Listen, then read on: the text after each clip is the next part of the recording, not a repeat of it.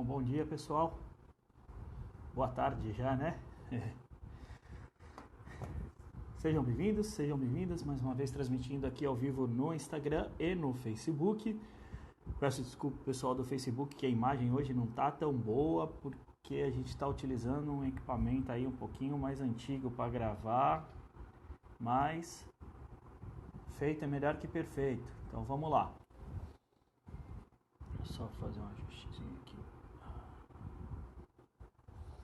Bom, muito obrigado pela presença de todos aqui. Essa é uma live do projeto Perícia Sem Segredo. Esse é o Pergunta para o Vagnão, onde eu respondo as perguntas da minha audiência ao vivo, aos sábados, ao meio-dia. Uma alteração na programação que a gente fez aí ao longo da semana, né? Então, todo sábado, meio-dia, vai ter o Pergunta para o Vagnão, onde eu vou responder a pergunta da galera que manda aí pelas redes sociais, conversa comigo, enfim, respondendo a pergunta de todo mundo, ok? Depois, pessoal, só me dá um ok aí, faz um joinha se o áudio estiver bom. Só dá um ok para mim, por favor, só para me ajudar nisso daí. Bom, as perguntas não seguem nenhum tipo de ordem cronológica, nada disso, tá, pessoal? Eu peguei conforme o pessoal foi mandando, eu anotei de forma aleatória, então se a sua pergunta não foi lida hoje, não fique chateado, não fique triste.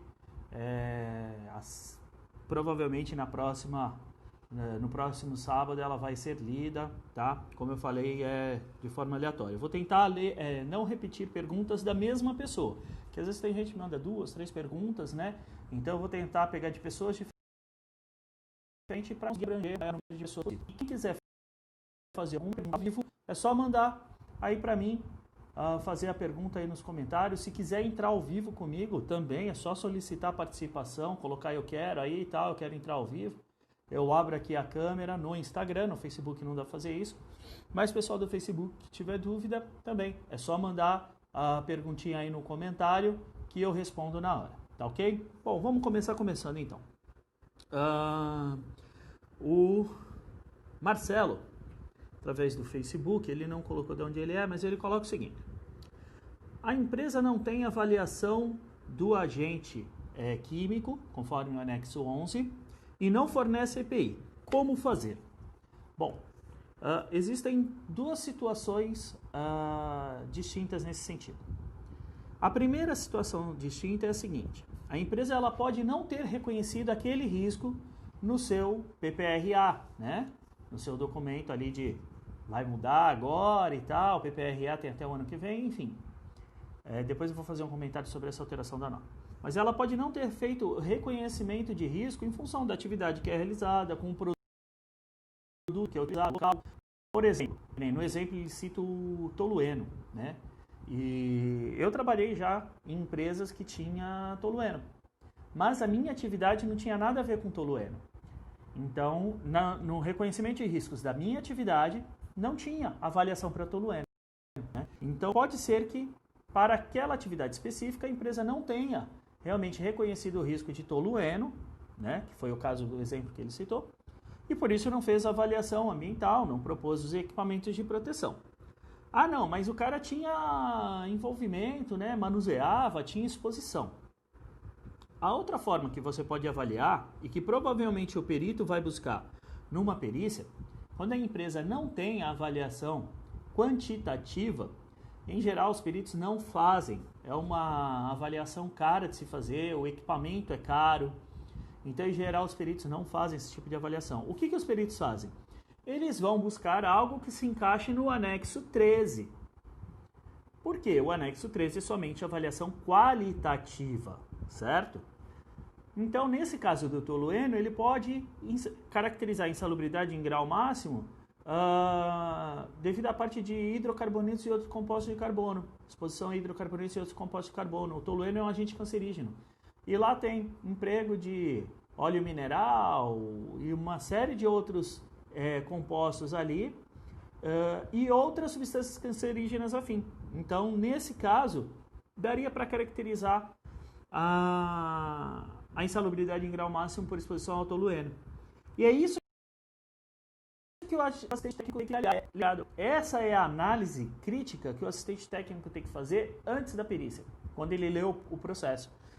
Então, se o cara está pedindo uma exposição, insalubridade por tolueno, por algum agente, enfim, qualquer um que seja, você tem que entender onde pode haver a caracterização. Se é somente através da forma quantitativa ou se é da forma qualitativa também. Porque dificilmente o perito vai fazer uma análise dessa numa perícia, a não ser que o juiz determine. Como eu comentei, o equipamento é caro, a bomba gravimétrica é cara, tem que manter ela calibrada. A análise também é cara. Então, demanda muito, mais tempo, porque tem que mandar para o laboratório analisar, devolve para o perito o resultado. Fora que muitos peritos não sabem fazer esse tipo de análise, tá? Então, a avaliação que o perito vai fazer, que ele vai buscar, é inserir alguma coisa, aquele agente, em alguma coisa que está descrito no anexo 13, para ir pela caracterização qualitativa, ok? E uma outra questão, fica ligada na periculosidade, porque que nem o tolueno, ele é uma substância inflamável. Então, a pergunta foi feita com base na insalubridade só, né? Mas você tem que fazer a avaliação de periculosidade também. Porque na ata de audiência, o juiz pode determinar somente a avaliação de insalubridade. Ok. Mas ele pode colocar a avaliação de insalubridade e periculosidade. Tipo, avalia tudo que tem lá e me fala, né? Então, tem que ficar ligado na questão da periculosidade também, tá bom? Então, essa pergunta do Marcelo. Ele fez uma outra pergunta, e eu vou repetir de um minuto. Essa outra pergunta também foi feita já por um outro profissional. Então, eu vou repetir. A pessoa que está fazendo a pergunta, não foi só o Marcelo, mas teve um outro profissional, o Pedro, também fez a pergunta sobre o LINAC, a portaria lá de 2014, 94, tô louco. Sobre a determinação de agentes carcinogênicos, né? A lista de agentes carcinogênicos, ok? Então, se o LINAC pode ser utilizado como base para a caracterização da insalubridade? Não pode. A insalubridade ela é caracterizada pelo anexo 15, tá? Então, mas pelo LINAC a substância é cancerígena. É um hidrocarbureto aromático? Se você pode utilizá-lo como base para, conforme NR15, caracterizar a insalubridade. A insalubridade você vai caracterizar ela com base na NR15, súmulas e orientações jurisprudenciais, que são as decisões pacificadas dos tribunais, né? Então, somente esses a insalubridade. Você pode utilizar o LINAC para dizer que aquela substância é cancerígena. E aí, tentar inserir ela ou não, né? Depende da parte que você está defendendo, como uma substância cancerígena que caracterize a insalubridade, mas ela tem que ser inserida dentro do anexo 13 da NR15, ok? Bom, o Fábio de São Paulo pergunta o seguinte: como acompanhar uma perícia como ouvinte? Gente, essa é uma das formas que eu geralmente indico para que a pessoa comece a ganhar experiência na área de perícias trabalhistas, tá? Atuando como assistente técnico, é ele ser um ouvinte. É você investir seu tempo para ir acompanhar uma perícia sem nada. A forma mais comum e mais fácil que eu vejo disso é entrar em contato com outros profissionais de segurança do trabalho, colegas, técnicos de segurança, tecnólogos, engenheiros, enfim, qualquer profissional de segurança. Porque esse cara pode ter uma perícia lá na empresa que ele trabalha, ou ele já atua como assistente técnico, ele vai fazer uma perícia, e aí você conversa com ele, fala que você está estudando a área, está, né,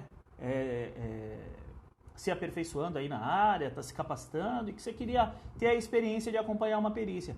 E aí você vai como ouvinte, você não pode abrir a boca para falar um A, nem perguntar nada para o colega, nada, é ouvinte, somente isso, tá? E então essa é a forma mais fácil que eu vejo de você conseguir acompanhar uma perícia como ouvinte. Entrar em contato com colegas profissionais de segurança e falar, pô, tem perícia lá na empresa que eu trabalho? De vez em quando tem, pô, me dá um toque quando tiver, cara. Eu queria viver a prática de uma perícia, saber como é que é e tal. E não tem problema nenhum nisso, tá? Inclusive, teve um outro profissional da área, o Ricardo, que ele é engenheiro de segurança e ele foi acompanhar uma perícia como ouvinte e deixou o cartão dele lá na empresa.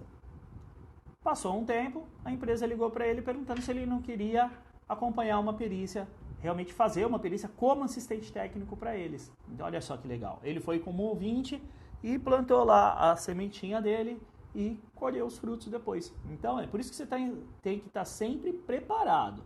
Né? Você estar preparado para quando surgir a oportunidade, você abraçar ela. Então, vai acompanhar como ouvinte, já leva um cartãozinho teu, deixa na empresa, né? De repente surge uma vaga, não, pô, eu quero ser CLT, de repente surge uma vaga aí, né? Quem sabe? Então, é importante você estar preparado para quando a oportunidade aparecer. Então, a forma mais fácil é essa, chegar para algum colega profissional de segurança e pedir, falar, quando tiver alguma perícia lá, me dá um toque. Bom, uma das perguntas mais comuns que a gente tem, que é como o assistente técnico acessa o PJE. Essa é da Karina, de Nova Prata, do Rio Grande do Sul. O assistente técnico não acessa o PJE. Ele não acessa os autos do processo diretamente no sistema do processo judicial eletrônico, PJE, processo judicial eletrônico. Só quem tem acesso ao PJE são os advogados e o perito, tá? Então, o assistente técnico ele vai ter acesso a toda a documentação do processo através do advogado que é parceiro dele, ok? Então, assistente técnico não acessa PJE, só advogado e perito, tá bom? Aí tem uma outra questão que o Rileno, lá de Santarém, no Pará, fez para mim também uma pergunta muito comum, que é, para atuar como assistente técnico precisa de cadastro ou curso? Não precisa de cadastro. Somente quem precisa de cadastro para atuar é o perito. O perito, para fazer a perícia judicial, ele precisa se cadastrar lá no Tribunal Regional da sua região. Um cadastro eletrônico, bem simples, eu já até mostrei como que faz esse cadastro, tá? O assistente técnico não precisa de nenhum tipo de cadastro. Bom, e sobre o curso também, não é obrigatória a realização de nenhum curso, nem para ser perito, nem para ser assistente. Eu vejo alguns cursos às vezes colocando, nosso certificado é aceitado em todos os tribunais regionais para cadastro. Qualquer certificado é aceito, porque ele não é obrigatório, então qualquer um que você coloque é aceito, tá? E tem gente que vai muito por isso, fala, nossa, olha, esse certificado é aceito, qualquer um vai ser, não tem obrigação nenhuma, tá? E para assistente técnico também não é obrigatório nenhum curso. Você fazer um curso te facilita? Sim, facilita. Você vai entender como é que funciona todo o processo. E tem muita gente que me pergunta se eu faço cursos de perícia, tá? Não, eu faço curso de assistente técnico, tá? Então, voltado à prática do assistente técnico, a prática pericial do assistente técnico. Eu fazia esse curso somente presencial para empresas, turmas e tal, e até o ano passado. Só que muita gente me pedia esse curso online, porque mora longe, não consegue juntar uma turma ali para fazer o curso, ter uma quantidade de pessoas suficiente, né? Então, a partir deste ano, eu estou desenvolvendo o curso online de perícia trabalhista para assistentes técnicos, tá? Então, eu foco na atividade do assistente e toda a prática pericial, que é o que nenhum curso faz, tá bom? E até o final do mês eu devo lançar a primeira turma desse curso. Aí o pessoal fica ligado aí nas redes e vê. Bom, Vamos lá, seguindo. A Ana Paula de Sumaré pergunta: posso realizar medições nas perícias? Depende. Por que depende, gente? A medição na perícia, ela é uma coisa muito delicada. Em geral, o perito ele não vê com bons olhos o assistente que quer fazer a medição junto com ele. Por quê? Porque você está concorrendo com o perito. Você concorrendo no sentido de que você está fazendo a mesma análise que ele, tá? Então, os peritos não gostam muito disso. Principalmente assim, se você é assistente técnico do reclamante, a tua medição pode conter algum vício que a reclamada vai se você é assistente técnico da reclamada e a reclamada não tem medições, você fazer uma medição na hora da perícia pode dar um resultado que não seja interessante para o teu cliente. Então, e fora que isso vai dar um resultado provavelmente diferente do resultado do perito. E o juiz não vai pela medição do assistente técnico. Então, você fazer medição não vai trazer ganho nenhum. Ele vai, entre a medição do assistente e a medição do perito, ele vai pela medição do perito.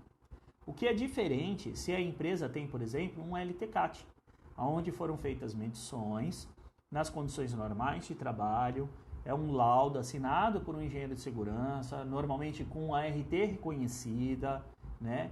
Então, é diferente. Mesmo porque ele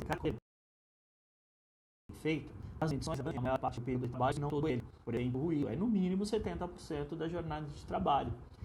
E aí é até um argumento para você impugnar uma medição feita pelo perito se o resultado dele deu desfavorável à empresa. E a empresa tem uma medição cujo resultado é abaixo do limite e o perito fez uma que está acima, é um dos argumentos que você vai utilizar e você fala, olha, o perito realizou uma medição por 10 minutos. Como é que isso pode ser representativo à jornada de trabalho e ser considerado uma medição mais consistente do que uma outra que foi feita com mais de 70% da jornada de trabalho, né? Então, você coloca pelo menos a dúvida aí com relação a isso. Então, não vale a pena o estresse e o desgaste de querer fazer medição durante a perícia, ok? O Andrews, aqui de Santos, meu conterrâneo, né? Pergunta, forma de proteção de clientes. Cara, assim, não existe uma melhor forma, tá? Primeira coisa, você tem que identificar o tipo de cliente que você quer trabalhar. Então, existem os escritórios de advocacia, existem advogados que são profissionais liberais, trabalham por conta própria, não ligados a um escritório.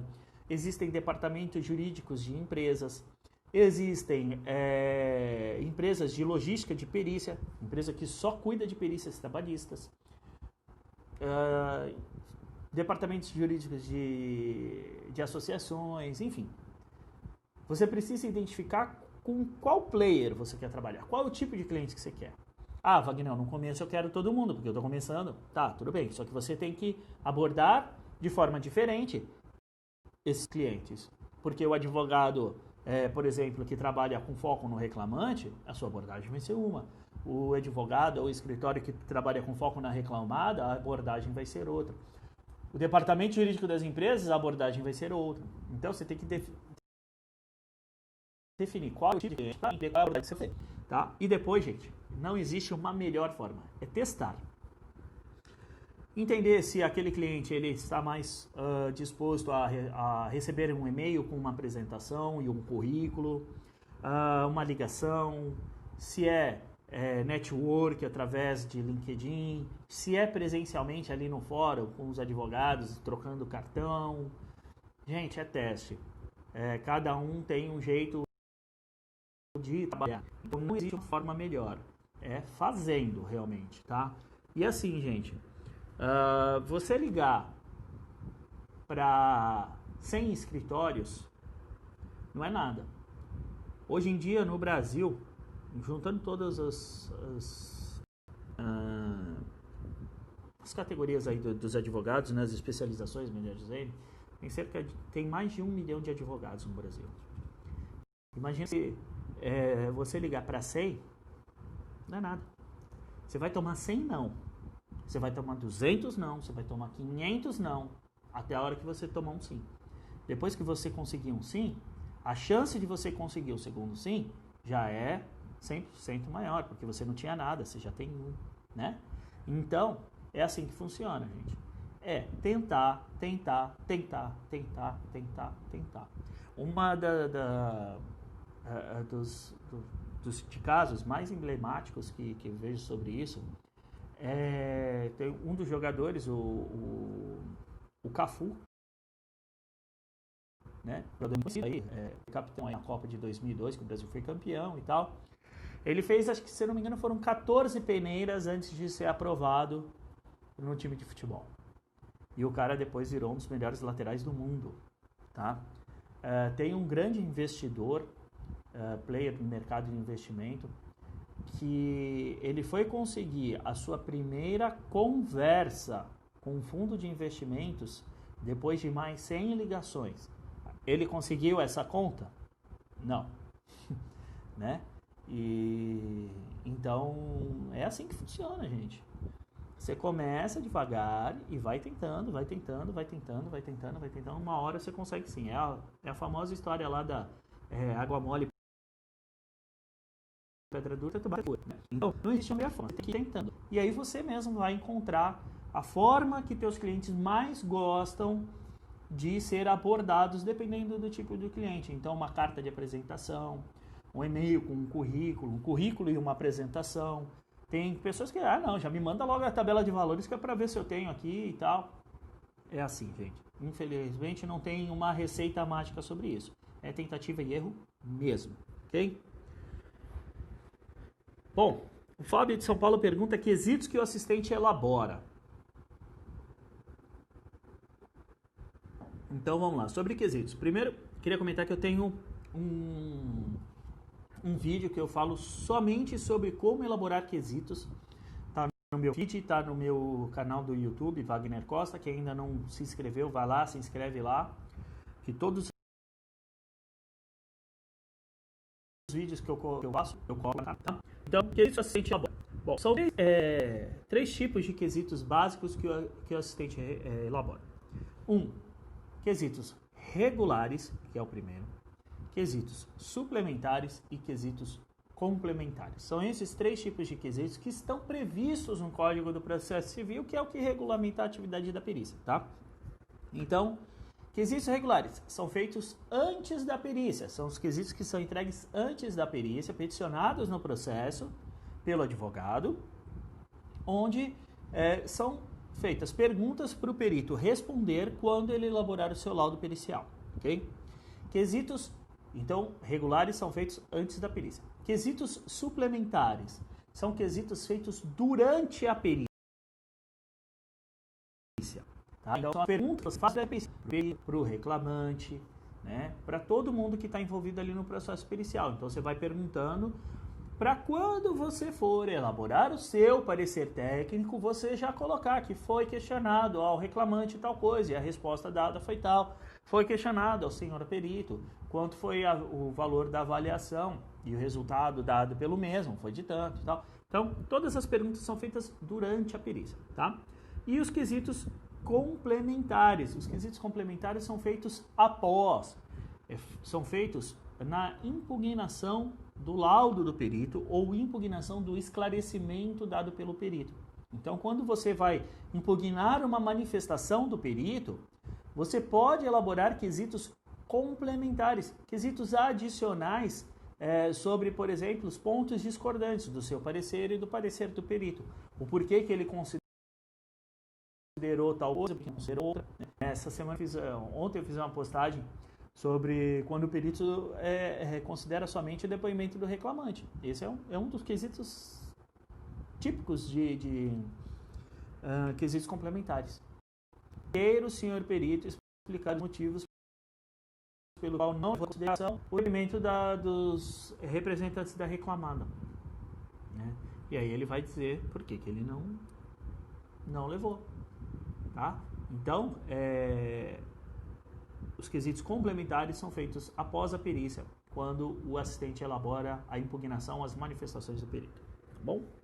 Bom, Tarcísio de São Paulo pergunta o seguinte: como montar o inventário de periculosidade, áreas de risco e periculosidade? Eu comentei isso na live sobre periculosidade.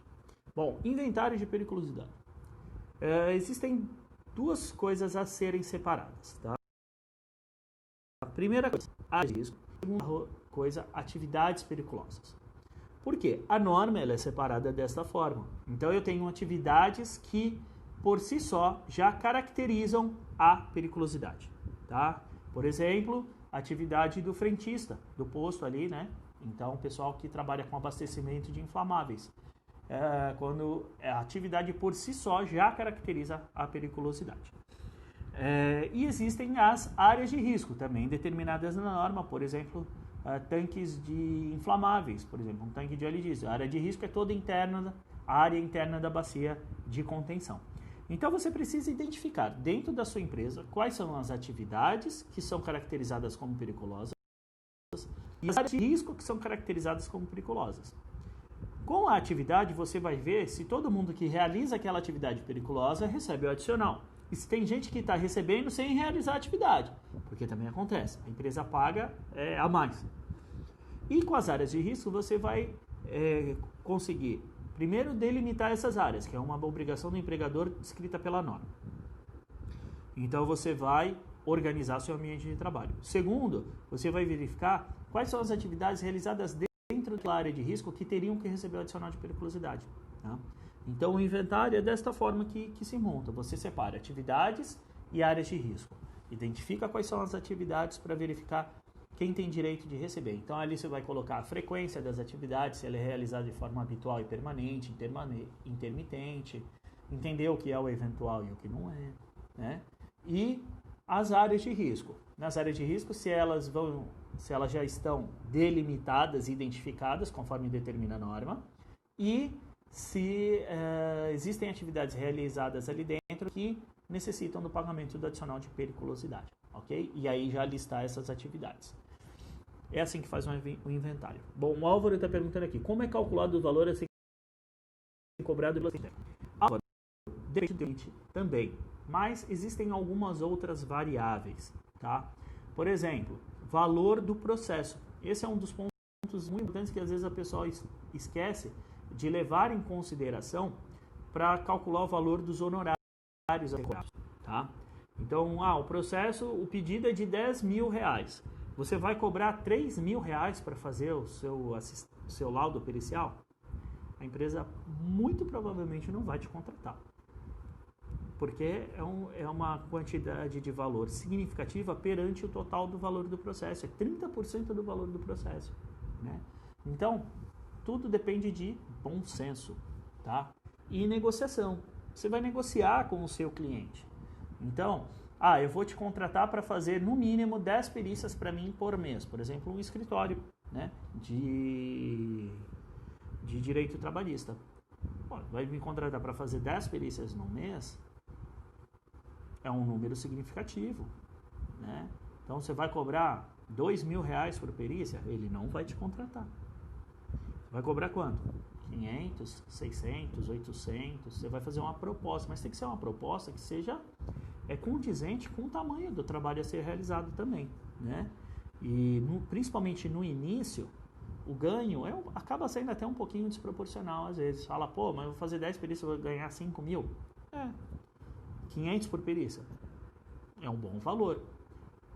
De um cliente você está ganhando 5.000. Mas você tem a possibilidade de atender outros clientes. Vai falar, não, a empresa quer que eu dê consultoria direta para ela e quando tiver perícia já está englobado no preço, você vai negociar com a empresa um valor, falar, olha, para eu ficar trabalhando diretamente para você, dedicado a você, eu não posso pegar trabalhos externos, então você precisa me compensar por isso. E aí você vai só valor. Mas é consideração. O valor do processo, o tamanho do seu cliente, né? Meu cliente... Só pessoal. Desculpa, pessoal. Por exemplo, o meu cliente é um escritório de advocacia. Só que eu trabalho para o escritório, mas o meu cliente final é o cliente dele. E no outro dia eu fiz uma perícia. Quem me indicou para essa perícia foi uma advogada que é parceira, ela trabalha num grande escritório. Só que a empresa que me contratou para fazer a perícia, eu não sou contratado pelo escritório, o escritório me indica para os clientes dele. A empresa que me indicou é uma empresa piquititica. Então, não adianta eu cobrar 2.000, 3.000 numa perícia que o cara não vai ter condição de pagar. Entendeu? Então, você vai ajustando o valor e você negocia. Às vezes, vale a pena você não cobrar tanto, mas receber mais rápido. Então, ao invés de cobrar 3.000 para receber em 5 vezes, em 6 vezes, às vezes vale você cobrar 1.500 para receber à vista. Né? Então, é tudo negociação. Tá? Assim como não existe a melhor forma de prospecção, não existe uma receita de bolo para você calcular os honorários cobrados por uma perícia. Você tem que levar em consideração os seus custos. Vai ter que viajar? Não vai? Como é que fica a questão da viagem? Tem hospedagem, é longe, eu vou precisar viajar com um dia de antecedência, vou ter hospedagem. Você vai negociar com o seu cliente quem vai arcar com esses custos. Isso não precisa entrar no valor do honorário, né? Então, é tudo mediante negociação. Mas duas coisas fundamentais que não podem deixar de ser verificadas quando você vai colocar preço no honorário: tamanho do cliente e o valor da causa, ok? Bom, o Leandro, pelo Instagram, fez uma pergunta. Trocar o RA, que é o Registro AnimaSeg, pelo CA, o Certificado de Aprovação dos EPIs, não é trocar 6 por meia dúzia? Não. Essa semana eu fiz uma postagem sobre o Registro AnimaSeg. Por quê? No final do ano passado, teve um grande burburinho aí na área de segurança do fim do CA, que é a portaria, a medida provisória 905, que foi publicada no final do ano passado, que determina que a União não vai mais controlar o CA, tá? Então não vai ter mais certificado de aprovação. As empresas, pelos aumentos, vão contratar laboratórios próprios e fazer os ensaios de verificação, de medição, os laudos, e vão grifar isso no CA. Desculpa, no EPI. Vão grifar isso no EPI. Tá? Isso é um problema grande, porque existem só de laboratórios são cerca de 25 mais. Então ia criar uma confusão muito grande. E o CA ajuda muito nós, profissionais de segurança, a entender se aquele equipamento de proteção está adequado ao risco ou não. E é uma das ferramentas principais para processos envolvendo insalubridade, utilizadas tanto pelo perito quanto pelo assistente técnico. Para entender se o EPI dado é adequado ao risco, entender a periodicidade daquele EPI em função das suas características, enfim. Então, a AnimaSeg, que é a Associação Nacional da Indústria de Equipamentos de Segurança e Proteção, propôs, junto com outros players do mercado e seus associados, que são os grandes fabricantes de equipamentos de proteção, além de empresas especializadas na consulta dos CAs, como a Consulta CA, a MOB EPI, são as duas que eu utilizo, que eu gosto particularmente, fizeram a proposta à Secretaria Especializada do Trabalho e Emprego que o setor se autorregulasse. Então, é uma autorregulação do setor. E aí a AnimaSeg propôs fazer um registro, que seria o Registro AnimaSeg, RA, que segue a mesma característica do CA. Tá? Então, as empresas vão dar todas as informações dos ensaios de medição, dos laudos, dos laboratórios, vão fazer um cadastro na AnimaSeg do equipamento com com todas as suas informações, e você vai ter o registro AnimaSeg, o RA, para consultar, para facilitar a sua vida. O registro AnimaSeg segue a mesma lógica, vai ter as mesmas informações e o mesmo número sequencial, inclusive, do CA. Então vai ficar fácil a consulta.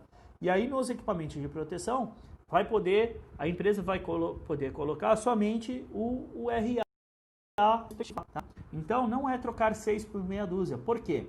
O certificado de aprovação é um certificado realmente de que aquele equipamento está conforme as normas, conforme os ensaios de medição apresentados, tudo bonitinho. O RA é somente um registro de um número, de um equipamento com as suas informações próprias, tá, de responsabilidade do seu fabricante, que estão concentrados num lugar para facilitar a vida dos profissionais de segurança. Ok? Então essa é a grande diferença entre os dois. Bom, vamos lá. Deixa eu mudar minha folhinha aqui. O Ricardo, também pelo Instagram, pergunta: advogado pode interferir na perícia? Não. Não pode interferir na perícia. O advogado está na perícia para garantir os direitos de seus clientes, seja reclamante ou reclamado, tá? Então, garantir que o reclamante vai ter total direito de falar as suas informações, dar o seu depoimento, falar o que ele entende ser verdade. O advogado da reclamada também, tá? Mas ele não pode falar pelo reclamante.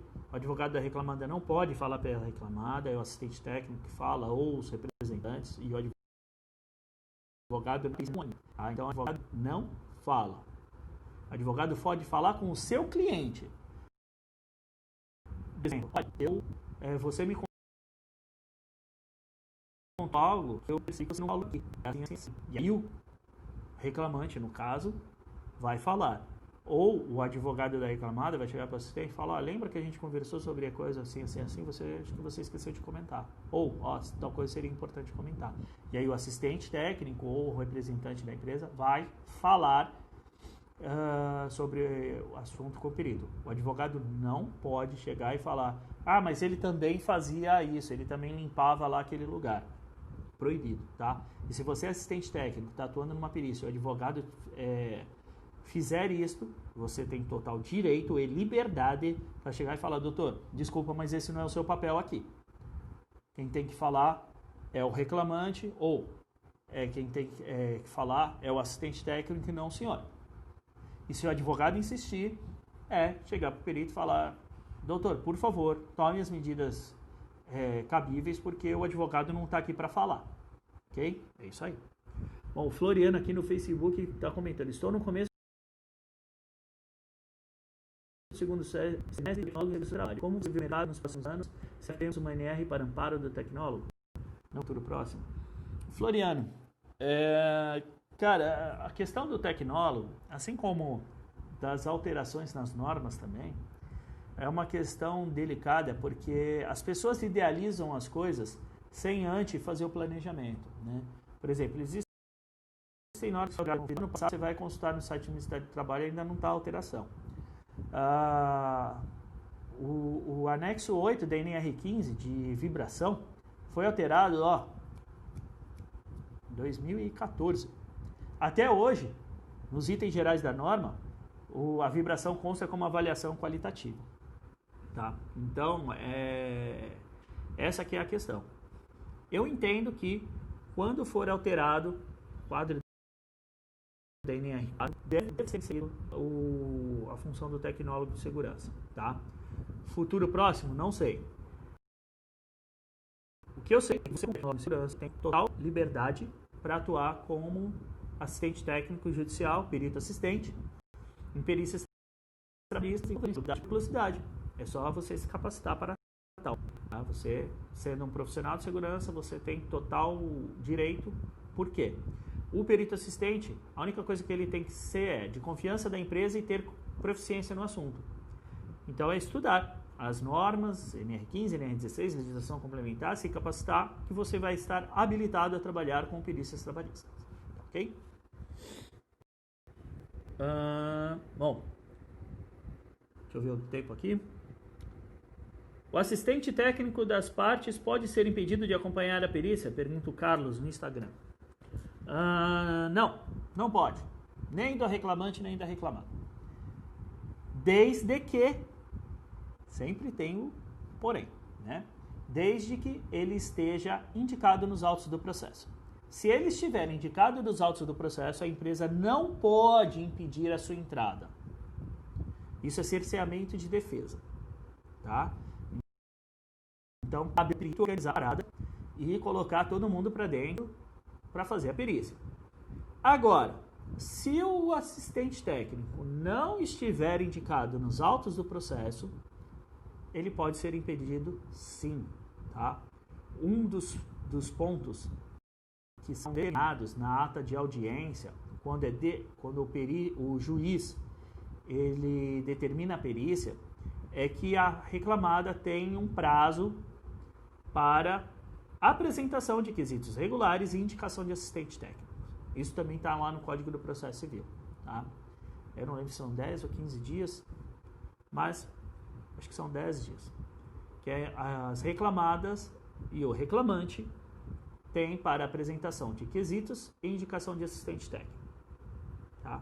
Então, eles têm que estar indicados no processo. Quem faz isso é o advogado. Então, informo para os devidos fins que o assistente técnico da reclamada fulano de tal será o fulano de tal, técnico de segurança do trabalho, RG, CPF, registro no Ministério, enfim, todas as informações. Tá? Se não estiver, é teu papel conhecer o processo, conhecer a ata de audiência e defender os interesses da tua parte. Eu participei de uma perícia que foi muito pesada, que foi um processo coletivo. Eu já comentei algumas vezes aqui, eu tiro muitas lições dessa perícia. Né? Foram mais de 500 pessoas. O processo foi dividido em 20 processos, para vocês terem uma ideia. Então a perícia para concluir isso tudo durou mais de 1 ano e meio, porque eram feitas mensalmente 2, 3 perícias no local. Tá? E teve uma das vezes, que era o sindicato que estava entrando com a reclamação contra a empresa, chegou um rapaz, era um técnico de segurança, se apresentou como assistente técnico do sindicato. O perito, tudo bem, prazer. Nós também, tinha eu e o assistente técnico de uma outra reclamada. Tudo bom, tudo bem, como é que você tá, como é que não tá e tal. E aí eu perguntei o nome dele, ele falou. Eu falei, doutor, pro perito, o senhor poderia verificar no processo se o fulano de tal, né, eu falei o nome dele, está indicado como assistente técnico do sindicato? E aí o perito foi lá olhar, não achou.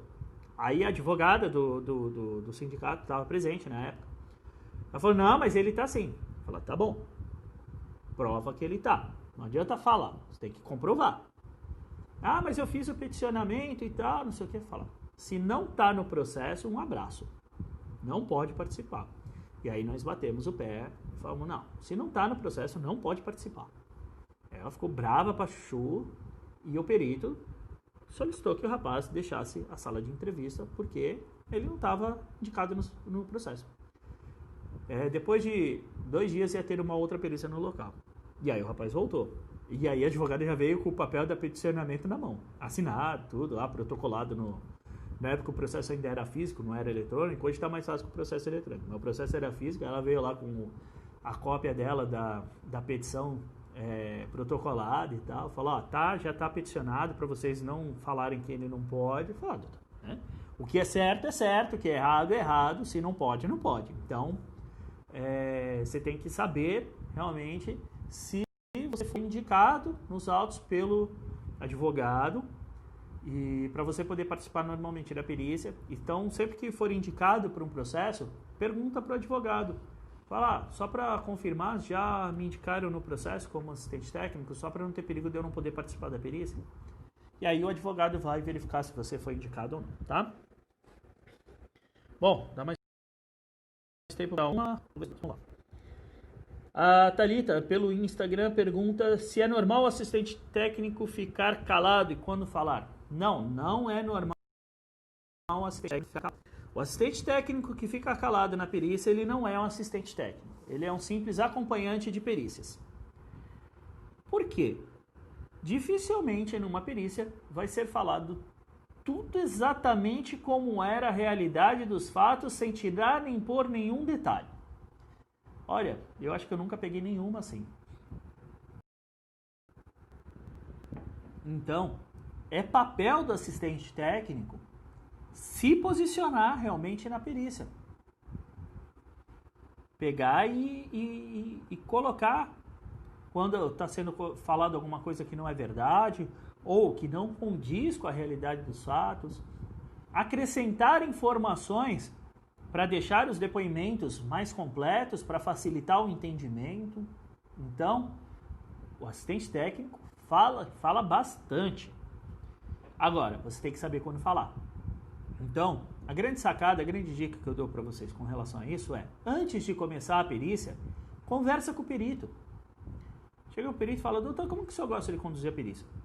Ele vai falar, não, cada um tem a sua hora de falar. Ok, você vai esperar o seu momento, anotar tudo o que é falado, e quando for a sua vez de falar, você vai concordar ou contrapor ou acrescentar algo que já foi falado.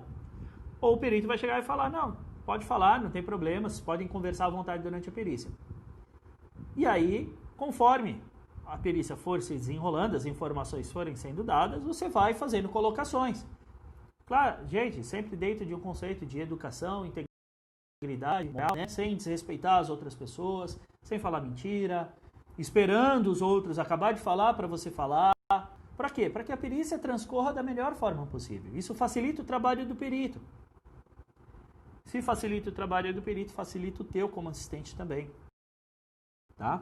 Então, sempre perguntar antes do perito como é que ele gosta de conduzir a perícia. Tá? A grande sacada é essa daí. E se colocar de uma forma íntegra. Bom, deixa eu dar mais tempo para mais uma, que é...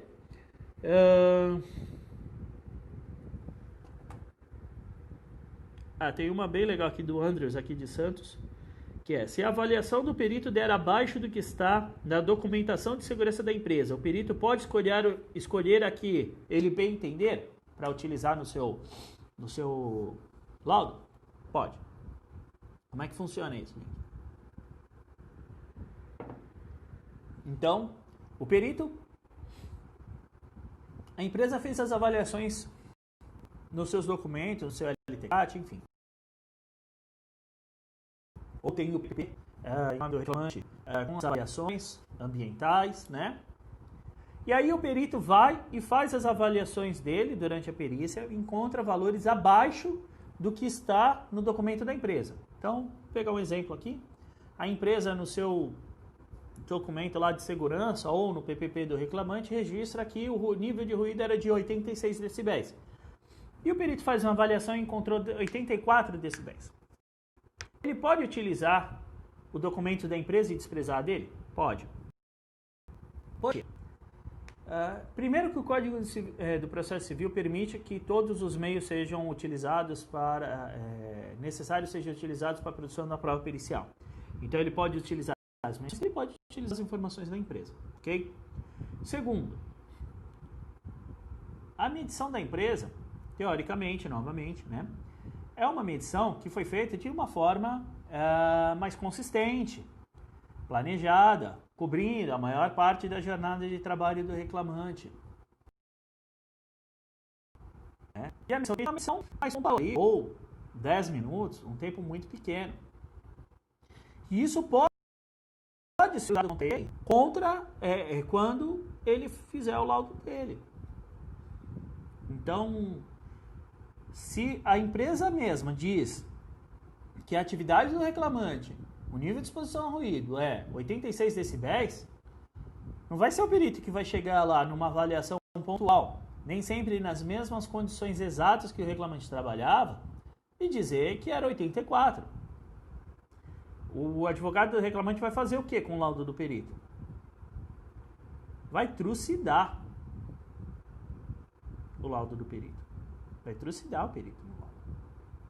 Deu uma cortadinha aqui no Facebook. Por quê? Porque se a empresa está reconhecendo que as atividades eram acima do limite de tolerância, não tem sentido o perito dizer o contrário. Então ele utiliza a informação da empresa. Se a própria empresa reconhece que as atividades são acima do limite de tolerância, o perito não pode, numa medição simples, chegar e dizer que era abaixo. Ele está contradizendo a empresa, né? Então ele vai utilizar o laudo que for mais que ele achar que melhor serve para o seu trabalho, para as suas avaliações. E aí isso vai encontrar lá com a pergunta que a gente fez lá no começo, né? O assistente técnico fazer avaliações na perícia. É a mesma coisa, né? não tem sentido muito isso. O assistente técnico, por exemplo, do reclamante faz uma avaliação que deu 90 decibéis. Ué, a própria empresa fez uma avaliação planejada, de forma organizada, conforme a legislação. Tem um laudo assinado por um engenheiro com uma RT recolhida, dizendo que foi 86 decibéis. E aí o assistente técnico do reclamante, numa amostragem simples ali, chega e fala que foi 90 e quer que isso seja verdade. Não rola, tá? Então o perito pode usar o documento que melhor lhe for conveniente, tá ok? Bom, galera, esse é o Pergunta pro Vagnão. Hoje a gente encerra por aqui. Espero de verdade que vocês tenham gostado, de coração. Tentei responder o máximo de perguntas possíveis e a ideia é essa, a gente fazer aqui um bate-bola bem direto ao ponto mesmo, né? Explicando de uma forma mais detalhada, mas bem direto ao ponto, sobre as dúvidas que o pessoal tem aí e vai mandando pelas redes sociais ao longo da semana, tá? Então, se você tem alguma dúvida, gente, não existe dúvida boba, tá? Seja ela qual for, manda para mim, eu anoto aqui minhas coisas, nem sempre vou conseguir responder a todas, né? Mas eu vou tentando aí pegar o máximo possível. Então, todo sábado a gente vai ter esse encontro agora, ao meio-dia, aqui no Instagram, no Facebook também, tá certo? E se você tem uma dúvida, manda para mim, eu vou ter o maior prazer em responder. Esse vídeo vai ficar aqui no Instagram, disponível até amanhã, ao meio-dia. Para quem não viu ao vivo, quiser ver no gravado, e depois de algumas edições, isso tudo vai para o canal do YouTube, tá bom? Obrigado. Se você ainda não está no meu canal do Telegram, entra lá, se inscreve. Na link do Instagram, desculpa, na minha bio do Instagram tem o link para você se inscrever no canal do Telegram. Lá eu disponibilizo conteúdo gratuito e exclusivo, tá bom? Para quem tá no Facebook, eu não consigo colocar o link, mas só dá uma entradinha lá no Insta e entrar lá no canal do Telegram ou procurar no Telegram Perícia Sem Segredo. Tá ok, galera? Obrigado. Um ótimo fim de semana a todos. Fiquem com Deus. Valeu, tem mais.